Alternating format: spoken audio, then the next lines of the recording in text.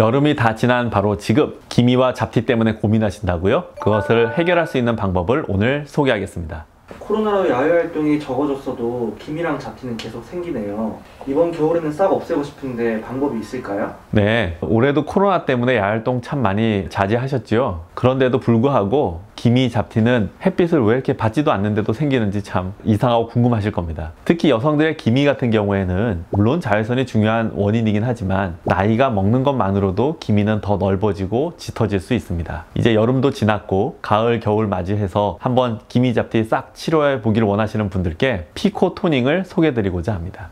피코 토닝을 검색해보니까 장비의 종류 및 시술 가격대가 다양한 것 같아요. 어떤 차이들이 있는 건가요? 이전에는 그냥 일반적인 레이저 토닝이라고 불리는 시술들을 피부과 병원에서 기미, 잡티에 많이 사용해왔죠. 최근 한 3, 4년 동안은 그 다음 세대 치료인 피코 토닝이 주류를 이루고 있는 것이 사실이고, 아마 기미, 잡티에 대해서 검색을 조금만 해보신 분들이 있더라도 피코 토닝에 대한 정보를 얻으셨을 거라고 생각합니다. 하지만 이름이 피코 토닝이지 이때 사용되는 레이저들은 되게 다양하고 많습니다. 그리고 또 시술의 비용들도 병원마다 천차만별이죠. 이게 왜 이렇게 다 다를까요? 기본적으로는 이 피코 토닝, 즉 피코 세컨드를 가지는 레이저 기종과 그 레이저 기종마다의 장단점과 효율성 때문에 비용도 다르고 시술의 결과도 다르게 됩니다. 피코 레이저는 크게 보면 두 가지로 구분되는데요. 1064 나노미터의 파장을 가지는 피코 레이저와 755 나노미터의 파장을 가진 피코 레이저, 크게 두 가지로 구분됩니다. 검은색에 효율적으로 잘 먹는 장치는 755 나노미터의 피코 세컨드 레이저인데요. 전 세계적으로 대표적인 사양이 아마 피코 슈어일 겁니다.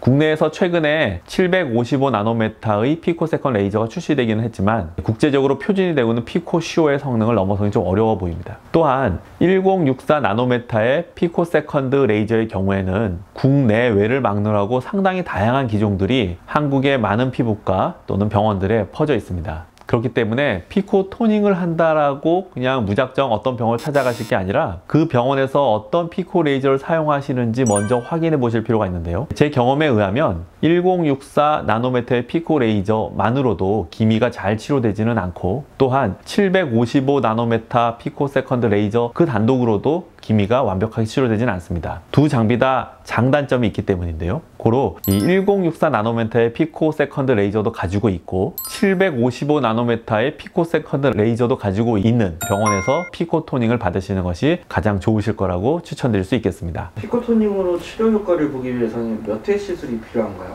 시술 주기도 궁금합니다. 네, 피코 토닝을 이용한 기미 또는 잡티 치료는 일단 여러 번 해야 됩니다. 이 한두 번의 기미, 잡티가 다 치료되지는 않는데요. 그래서 상담을 받게 되신다면 대부분 도대체 몇 번을 해야 되느냐, 시술의 간격은 도대체 어떻게 되느냐가 가장 주된 질문이기도 하죠. 기미가 짙고 넓게 퍼져 있으면 많이 해야 될 것이고요. 기미의 색깔이 옅고 범위가 좁으면 적게 해도 되겠죠. 한 5회 정도의 피코 토닝을 받게 되시면 대체로 처음 가졌던 색소의 한 40% 정도의 색이 빠지게 됩니다. 10번 정도의 피코 토닝을 받게 되시면 70에서 60% 정도 색소가 빠지게 됩니다. 근데 받으시는 분들의 이 주관적인 만족은 대체로 절반 이상 기미가 줄어야 만족이 나오기 때문에 평균적으로는 10회 정도의 시술을 받으셔야 만족을 얻으실 수 있다, 이렇게 말씀드릴 수 있겠습니다. 다음은 시술 주기에 대해서 말씀을 드리자면, 시술 주기는 피코 토닝에 의해서 그 피부가 얼마나 뻘개지는지 또 뻘건 기간은 얼마나 가는지에 따라 사실 주기가 결정되게 되어 있습니다. 짧게 보면 1, 2주, 길게 보면 한 달에 한 번 정도 반복하게 되는데요.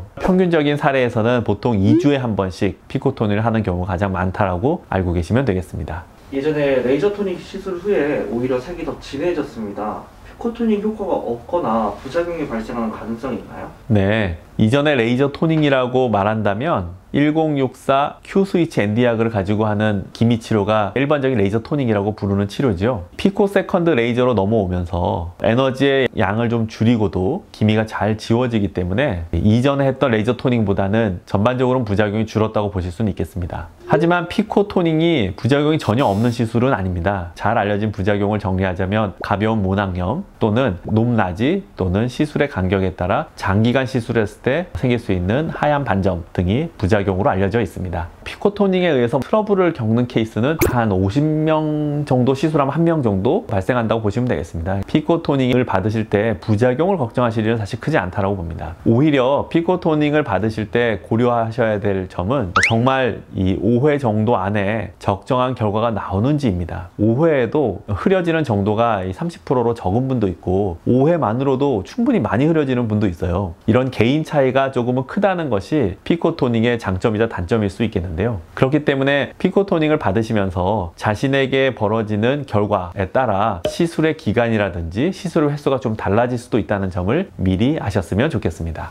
다크서클이나 몸에 있는 색소 침삭도 피코토닝으로 치료가 가능한가요? 다크서클 같은 경우에는 그 원인이 이 색소 때문에 어두운 분도 있고 눈 아래쪽 피부에 지나가는 혈관이 비쳐 보여서 또 다크서클이 생기는 경우도 있고 고랑이 패여서 생기는 경우들도 있고 해서 여러 원인이 있기 때문에 이 다크서클이 모두 피코토닝에 지워진다고 말씀드릴 수는 없겠습니다만은 색소 침착으로 인한 다크서클이라면 피코토닝으로 치료하지요. 그리고 두 번째 질문은 몸에 있는 색소 침착에 대한 부분인데요. 피코 레이저는 얼굴이건 몸이건 상관하지 않고 갈색이나 짙은 색은 다 지울 수 있습니다. 그래서 이 몸에 있는 색소 침착뿐만 아니라 몸에 크게 있는 카페올의 반점이라든지 몸에 생긴 여러 가지 스피츠 니부서 같은 특수한 형태의 색소 질환들도 피코 레이저를 이용해서 지울 수 있습니다. 하지만 몸에 있는 색소의 경우에는 1064 파장대의 피코 레이저와 755 파장대의 피코 레이저를 적정히 섞어서 써야 잘 지워지기 때문에 몸에 크게 있는 카페 모반이라든지 또는 특수한 색소를 가지신 분이라면 이 두 장비를 모두 사용할 수 있는 피부과를 선택하시는 것이 좋겠습니다. 자, 오늘은 기미나 잡티를 없앨 수 있는 방법으로서 피코토닝에 대해서 설명을 드렸는데요.